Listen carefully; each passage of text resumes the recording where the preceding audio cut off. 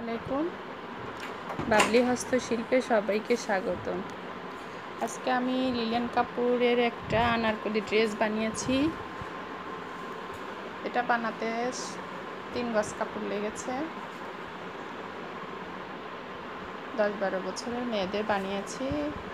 16 খণ্ড, নিচের ঘেরটা 16 খণ্ড।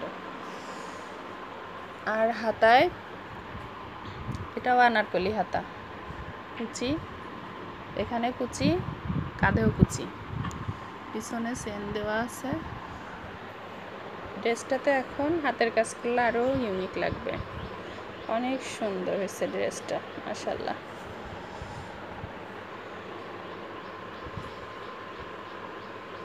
এটা হালকা পিঙ্ক কালারের ড্রেস, লিলেন কাপড়ের আনারকলি ড্রেস। এভাবে 3.5 গজ বা 3 গজ কাপড় কিনে বানিয়ে নিতে পারো তোমরা। আজকে পর্যন্তই, আল্লাহ হাফেজ।